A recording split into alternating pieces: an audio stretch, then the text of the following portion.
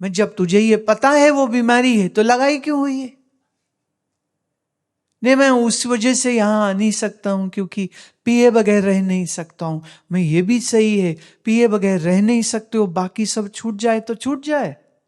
शरीर बीमार है, रहने दो, दर्द होती है, होने दो। और संसार में आने का जो सबसे बड़ा लक्ष्य था, ईश्वर स्मरण, ईश्वर प्राप्ति, वो भी तेरी छूट रही है। बस बोतल नहीं छूटनी चाहिए। इतना गधा कोई हो, बताओ उसकी कौन मदद कर सकता है? बताओ मुझे तो। हम सामने से बोल रहे और वो कह रहा आपको तो पता है मेरी बीमारी है। फिर उस समय पर हम बोले तो नहीं, पर जी तो यही हो रहा था कि मरो फिर। और यही हम जुबान से बोल देते तो उनको कितना दुख होता कि मुझे कर तो वही कर्म रहे हैं ना जिसमें नुकसान हो रहा है उनको। पर अजब है मनुष्य, इतना दुख, इतना कष्ट, इतना संसार की भटकन। कहेगा भी भटक रहे हैं हम तो। मैं बोलती हूं ना भटको फिर। नहीं, भटके बगैर रहा नहीं ना जाता। क्या करें ऐसे मनुष्यों का? कई बार लोग बोलते पता तो है, सब कुछ यही रखा है आपके ही पास, इन चरणों में आते हैं तो आनंद है, सुख है, साधना है, सब कुछ है।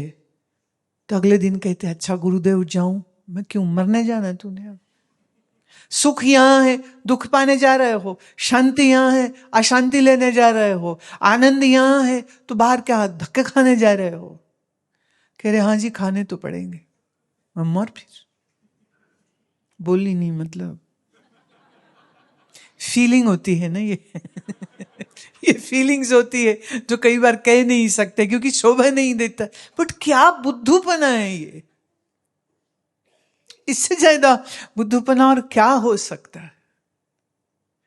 तो ईश्वर स्मृति उसी को आएगी जिसके मन में संसार के प्रति एक उदासीनता। उदासीनता का मतलब उदासी नहीं होता है, उदासीनता मतलब नॉट इंटरेस्टेड। हम फंस नहीं रहे, हम फंसना चाह नहीं रहे। तो जीवन में ईश्वर का प्रेम शायद सबसे बड़ी लॉटरी है, सबसे बड़ी।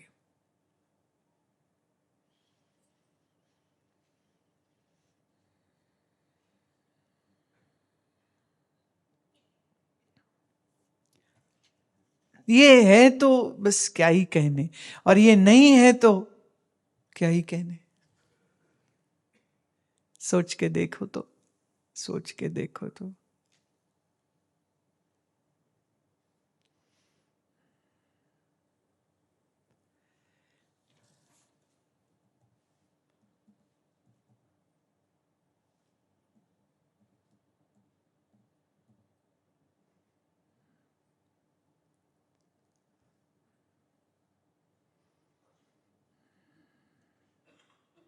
अब ये ईश्वर का प्रेम तुम्हारे चित्त में आ जावे, उसके लिए क्या कर सकते हैं?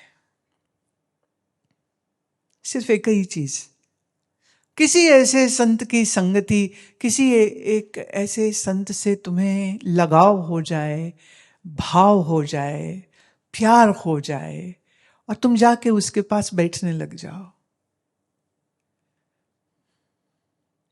जैसे वो क्या कहते हैं ना, खरबूजे को देख के खरबूजा रंग बदलता है, तो ऐसे ही आप जिसकी संगति में बैठोगे कुछ ना कुछ तुम तो बदलने लग जाओगे। फिर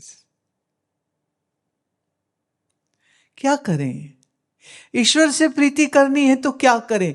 ईश्वर से प्रीति करनी है तो किसी संत से प्रीति करो, सबसे आसान। इसको सुनो तुम।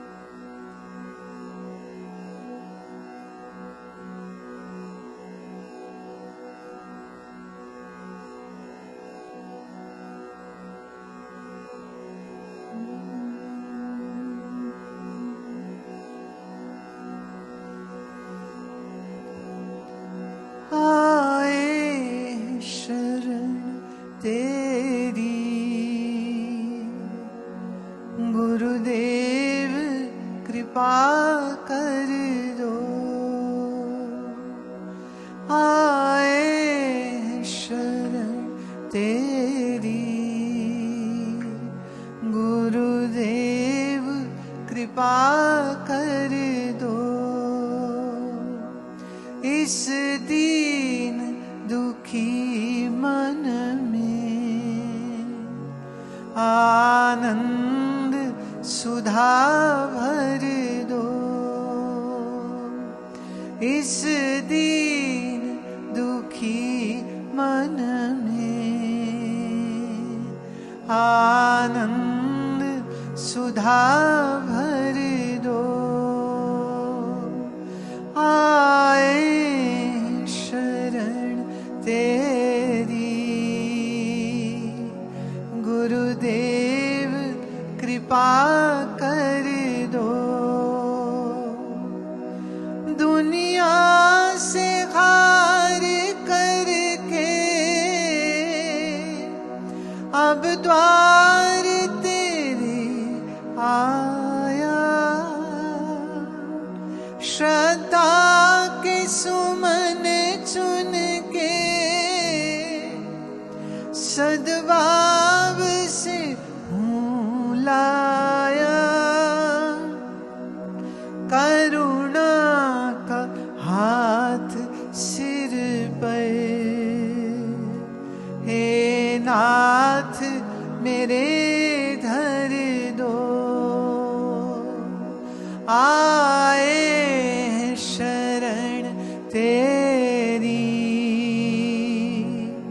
गुरुदेव कृपा कर दो। किस भांति करूं पूजा कोई विधि नहीं जानू। तेरा स्वरूप भगवन किस आँख से पहचानू। टूटी मन वीणा में मेरे भक्ति का स्वर भर दो। आए शरण तेरी गुरुदेव कृपा कर दो। अनजानी मंजिल है चाहूं दिशा है अंधियारा। करुणा निदान अब तो बस है तेरा सहारा। इस दास अकिंचन को निज परम धाम दे दो। आए शरण तेरी गुरुदेव कृपा कर दो। इस दीन दुखी मन में आनंद सुधा भर दो। इस दीन दुखी मन में आनंद सुधा भर दो। आए शरण तेरी गुरुदेव कृपा कर दो। आए शरण तेरी गुरुदेव कृपा कर दो। इस दीन दुखी मन में आनंद सुधा भर दो। इस दीन दुखी मन में आनंद सुधा भर दो। आए शरण तेरी। गुरुदेव कृपा कर दो, गुरुदेव कृपा कर दो, गुरुदेव कृपा कर दो।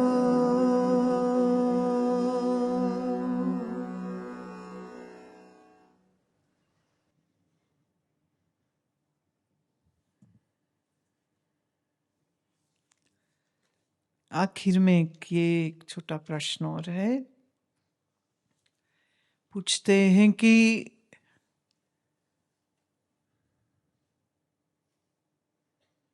ओम का जाप करने के लिए आपने कहा था, उसकी सही विधि क्या है और उसके करने का समय और स्थान क्या एक ही होना चाहिए? ये आज मैं आपके सामने समझ के फिर 3 महीने का संकल्प भी लेना चाहती हूँ। देखिए, वेद के जितने मंत्र हैं, जितने सारे मंत्रों में से सिर्फ एक प्रणव ही ऐसा मंत्र है जिसके लिए अलग से कोई विधान नहीं है कि आप एक ही जगह करो, ऐसा भी नहीं है।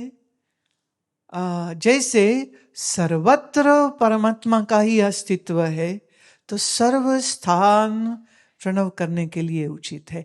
ये थोड़ा हम लोग जब बोलते हैं कि ना आसन बिछाओ, उत्तर दिशा में मुंह रखो, थोड़ा कुछ फूल अगरबत्ती जगाओ, ये सब इसलिए नहीं कि वो उससे मंत्र में कुछ ज्यादा फर्क आ जाएगा।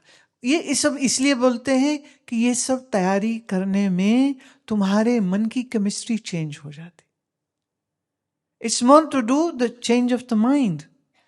That's why we say always sit in the facing the east, always sit with your spinal column erect, always sit without moving your limbs, always keep your eyes closed, always take a deep breath where your chest and stomach inflate when you breathe in, and then exhale double the amount of inhalation. Always I say, just keep the focus either on the nose tip, or you at the root of the nose. That's the sthana, the place of the Agya Chakra. This is a kshetra, the area of the Agya Chakra. So either here or at the nose tip, you keep your attention, and you inhale, and then you exhaling with the Om chant, and then feeling the vibration of the Om happening in the whole body. It will be tough in the beginning, so keep focus only in the neck area. Just feel the vibration here, or feel the vibration in the head area, and that's it. तो ये नियम मैं इसलिए देती हूँ कि इससे आपका मन जो है ना, वो ये तैयारी करने में कुछ अंदर बदलने लग जाता है कि तो साफ सफाई करो कमरे की, फिर आसन बिछाओ, उत्तर दिशा की तरफ मुख कर लो या पूर्व की ओर मुख कर लो, और रीढ़ की हड्डी सीधी कर लो, और फिर टांगे नहीं हिलानी, बाँह नहीं हिलानी, आंख धीरे से बंद कर लो, और बहुत एकाग्रता से गहरा श्वास भरो। छाती और पेट दोनों फूलने चाहिए। फिर धीरे से ज्यों ज्यों श्वास बाहर छोड़े, तब उस समय पर प्रणव का उच्चारण करें। अब प्रणव का आप 3 तरह से उच्चारण कर सकते हो। एक, जिसे हम कहेंगे शब्द रूप से प्रणव का उच्चारण। आपने श्वास भरा,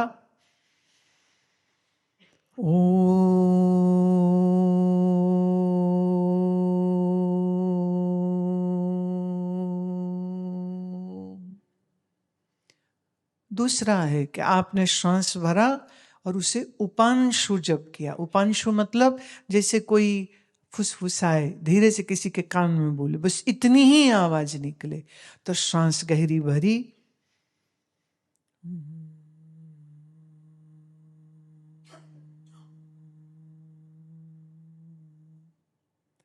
तीसरा, आप श्वास गहरी भरो और मन में चले ओम की ध्वनि, तो बोल के करो, उपांशु करो, और तीसरा है मन में करो। शुरू में बोल के करो, अभी मन बड़ा स्थूल है, भागेगा तुम्हारा यहाँ वहाँ, इसलिए गहरी श्वास लेना और फिर ओम कहना ज्यादा अच्छा रहेगा। और अच्छा हो कि जिस कमरे में बैठो उस कमरे में ज्यादा सामान ना हो, खाली खाली हो। पूरा खाली हो तो और भी अच्छा है, माने गुरु का या भगवान का कोई चित्र है, बस इतना सा, छोटी सी कोई अगरबत्ती या दीपक जला है, बस इतना, बाकी सब खाली हो, अगर ऐसा पॉसिबल हो सके। तो उसमें क्या है, जब ओम बोलोगे तो वो गूंजेगा, ये जो गूंज उठेगी ना, ये पलट के ओम की समझो वर्षा जो है वह आपकी देह पर होने लग जाएगी। बड़ा जबरदस्त इसका अनुभव रहता है। तो बोल के करे पहले, फिर थोड़ा जैसे मन अच्छे से लगने लग जाए और मन भागे नहीं यहाँ वहाँ, तो फिर श्वास भरी तो उपांशु, द विस्परिंग टोन। तीसरा, जब आप श्वास भरते हुए में भी मन में ओम चले और श्वास छोड़ रहे हैं तब भी ओम चले, तो मानसिक। तो मौखिक, उपांशु और मानसिक, 3 तरह से ओम को किया जा सकता है और तीनों का अपना फायदा है। सीधे मानसिक करने की कोशिश ना करना, मन तो यहां वहां भाग जाएगा, होएगा ही नहीं। इसलिए हमेशा बाहर से शुरू करो, पहले भौतिक बोल के करो, फिर उपांशु विस्परिंग टोन में, फिर मानसिक। So you begin with speaking, chanting the Om loud. You breathe in and loud you say Om. Second, you breathe in, but you do it in a whispering note, very gentle, very subtle. Third, you breathe in and in your mind it's Om. You exhale, in your mind it's Om. So both ways, in and out of breath, you are still doing the Om in your mind. The 3 stages. Wonderful. But do it. By listening, nothing will happen. You have to do it. And it would be good if you do at times when there is no external disturbance, meaning the people are at your home are sleeping. So take that time, the peace in the morning, maybe in the night when everybody goes to sleep. If you have a separate room, then it's possible. And do not disturb somebody. If somebody is sleeping in your bed, your husband or wife, and you sit down and loudly sing, Om, Om, the person will slap you. Keep quiet, shut up, don't do that. Don't do that, okay? It should always be done at a place where nobody else knows what you are doing. Hide it the way you hide your treasures, your money. You don't even tell me how much you have. Do you? No, you don't. You hide it. So your money is precious to you, but not your sadhana. So you do your sadhana by showing others what you are doing. Rather, it should be you do your sadhana and only you know it that you are doing. तो साधना करने के लिए नियत होनी चाहिए, और प्रणव करने के लिए तो सब स्थान अच्छे, सब समय अच्छे। बस ये है कि जब आपका शरीर थका हुआ ना हो, नींद ना आई हो, बहुत खाना ना खाया हो, ऐसे समय में बैठोगे तो मन थोड़ा लगेगा, अंतर्मुखी होगा और सुंदर अनुभव होगा। सो करने के लिए तो हर दिन मुहूर्त अच्छा, हर तिथि वार अच्छा, जब भी करे तभी अच्छा। ठीक है, आज के लिए इतना।